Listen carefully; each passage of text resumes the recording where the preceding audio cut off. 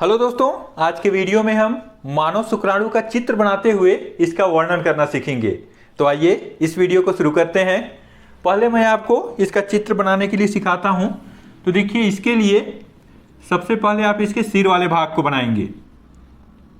उसके लिए आप इस तरह से एक संरचना बनाइए और इसके अग्रभाग को थोड़ा सा ऐसे शंक्वाकार बना दीजिए, इस तरह से। इसके अग्रभाग में एक बड़ा सा केंद्रक पाया जाता है जो अंडाकार होगा।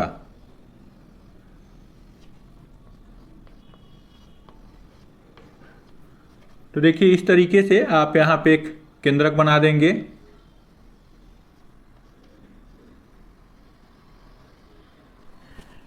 इसके अग्रभाग में गाल्गी काय से बना हुआ एक्रोसोम पाया जाता है, जिसके भीतर एंजाइमों का समूह स्पर्म लाइसिन होता है।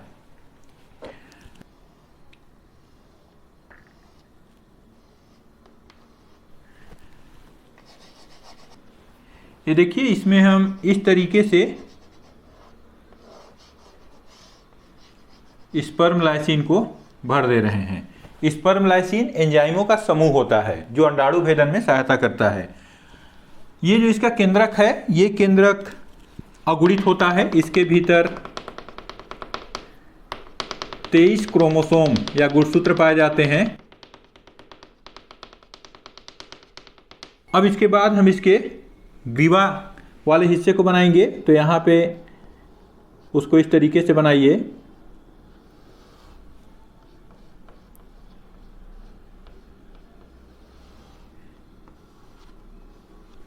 ये देखिए, जो छोटा सा भाग है ये ग्रीवा भाग है। ग्रीवा वाले भाग का विशेषता है कि इसमें 2 सेंट्रियोल पाए जाते हैं, एक समीपस्थ सेंट्रियोल और दूसरा दूरस्थ सेंट्रियोल। और उसके बाद इस मध्य भाग में माइटोकॉन्ड्रिया विशेष प्रकार की संरचना बनाते हुए व्यवस्थित होते हैं, जिसको माइटोकॉन्ड्रिया आवरण या माइटोकॉन्ड्रियल स्पाइरल कहते हैं। ये हर जगह नहीं पाया जाता। इस प्रकार का संरचना सिर्फ शुक्राणु की मध्य भाग में होता है। अब देखिए, यहाँ पर जो ये दूरस्थ सेंट्रियोल है, इस दूरस्थ सेंट्रियोल से अक्षीय तंतु या एक्सिल फिलामेंट निकलते हैं।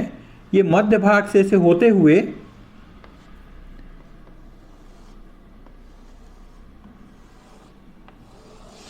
और ये पूंछ के अंतिम सिरे तक पहुंच जाते हैं, इस तरह से देखिए। और मध्य भाग जहां पे समाप्त होगा वहां पे एक और सेंट्रियोल पाया जाता है, जिसके बीच से ये अक्षीय तंतु निकले होते हैं। इसको बोलते हैं रिंग सेंट्रियोल।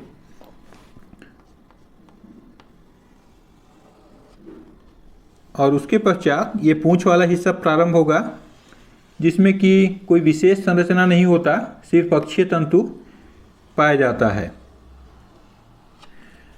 तो ये हो गया इसका चित्र।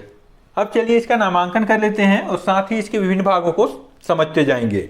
तो देखिए, शुक्राणु 4 भागों से मिलकर बनता है। पहला होता है सिर, दूसरा ग्रीवा, तीसरा मध्य भाग और चौथा पूंछ। तो इसमें यहां से यहां तक का संरचना इसका सिर या हेड कहलाएगा। दूसरा ये जो छोटा सा भाग दिख रहा है, ये इसका ग्रीवा या नेक। तीसरा यहां से यहां तक का भाग,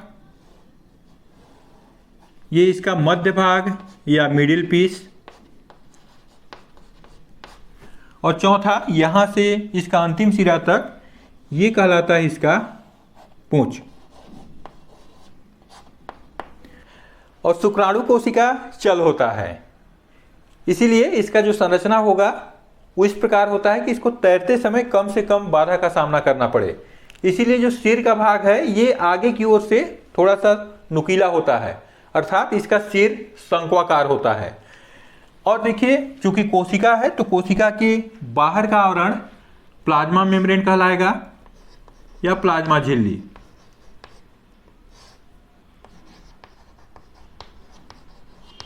ये प्लाज्मा झिल्ली हो गया। कोशिका के अंदर एक केंद्रक होना चाहिए, तो ये इसका केंद्रक है। बड़ा सा अंडाकार केंद्रक इसमें पाया जाता है और यह केंद्रक अगुणित होता है। हम जानते हैं मनुष्य की प्रत्येक कोशिका में गुणसूत्रों की संख्या 46 होते हैं, लेकिन इस केंद्रक में गुणसूत्र कितने पाए जाएंगे? 23। और साथ ही साथ इस केंद्रक के भीतर केंद्रिका या न्यूक्लियोलस और आरएनए दोनों नहीं पाए जाते, ताकि शुक्राणु का वजन कम रहे, आसानी से तैर सके। अब देखिए केंद्रक के आगे की ओर एक गाल्गी कायल से बना हुआ संरचना एक्रोसोम पाया जाता है।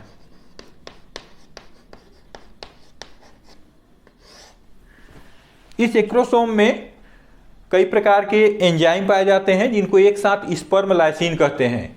ये एंजाइम जब शुक्राणु अंडाणु की दीवार से जाकर चिपकता है तो उस दीवार को भेदने में सहायता करते हैं। तो एक्रोसोम अंडाणु भेदन में सहायता करता है। अब उसके बाद देखिए यही दोनों एक्रोसोम और केंद्रक, ये दोनों पूरे सिर वाले भाग को घेर लिए। अब इसमें कोशिका द्रव्य के लिए तो उतना जगह बचा नहीं, तो कोशिका द्रव्य इसमें बहुत पतला परत के रूप में पाया जाता है। तो इस तरह से सिर वाला भाग कंप्लीट हो गया। अब देखते हैं दूसरा भाग, इसका ग्रीवा को। तो देखिए इसमें छोटा सा हिस्सा ग्रीवा का पाया जाता है, जिसमें 2 सेंट्रियोल पाए जाते हैं। एक जो केंद्रक के समीप होता है इसको बोलते हैं समीपस्थ सेंट्रियोल,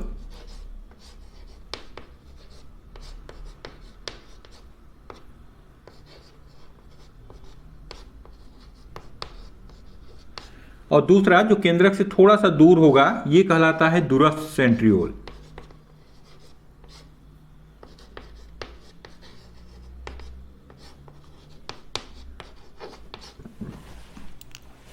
प्रॉक्सिमल सेंट्रियोल और डिस्टल सेंट्रियोल। देखिए समीपस्थ सेंट्रियोल होता है, यही केंद्रक के साथ अंडाणु के भीतर प्रवेश करता है, और जब जाइगोट बन जाते हैं उसके बाद उसमें जो पहला विदलन होगा, क्लीवेज जो होता है, विभाजन होगा फर्स्ट, उस समय तर्कु तंतु बनाने का कार्य समीपस्थ सेंट्रियोल करता है। बाकी कोई भी हिस्सा अंडाणु के भीतर प्रवेश नहीं करता। दूरस्थ सेंट्रियोल का कार्य है, ये अक्षीय तंतु एक्सिल फिलामेंट को बनाते हैं, जो पूंछ वाले हिस्से तक पहुंचा रहता है। ये देखिए जो पीले कलर का बनाया हूं बीच में, ये अक्षीय तंतु है और ये दूरस्थ सेंट्रियोल से बना हुआ है। अब उसके बाद आता है तीसरा भाग, मध्य भाग। इस मिडिल पीस में एक बहुत ही महत्वपूर्ण संरचना होता है, जो माइट्रोकांड्रियल स्पाइरल या माइट्रोकांड्रिया का आच्छद या आवरण होता है। ये देखिए इसमें माइट्रोकांड्रिया इस तरह से जुड़ करके एक आवरण बनाते हैं।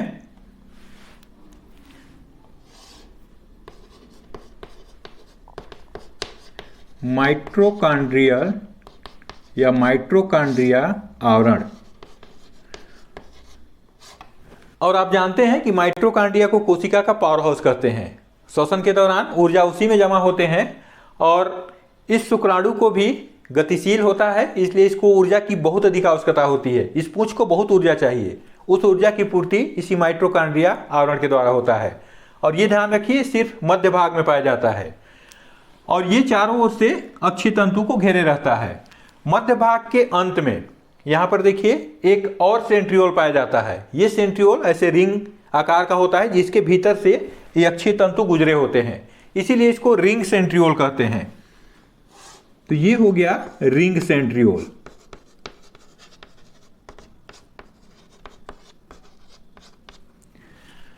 अब उसके बाद इसका अंतिम सिरा आएगा पूंछ।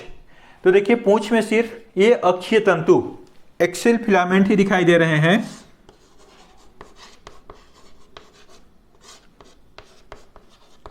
और इसमें बाकी कोई संरचना नहीं पाया जाता। अक्षीय तंतु का विशेषता होता है कि इसका अक्षीय तंतु 9+2 व्यवस्था में होते हैं। अर्थात यदि हम इसको इस तरीके से ट्रांसफर कार्ड देखें तो इसके बाहर ऐसे 9 की संख्या में तंतु पाए जाएंगे और इसके केंद्र में ऐसे 2 तंतु स्थित होते हैं। तो इस तरह का व्यवस्था 9+2 कहलाता है, जो कि मनुष्य के शुक्राणु के पूंछ में पाया जाता है। तो दोस्तों इस तरीके से आप शुक्राणु का चित्र बनाते हुए वर्णन करना समझ गए होंगे। यदि यह वीडियो अच्छा लगा तो इसे लाइक कीजिए। चैनल को अभी तक सब्सक्राइब नहीं किए होंगे तो इसे सब्सक्राइब कीजिए और दोस्तों के साथ शेयर कीजिए।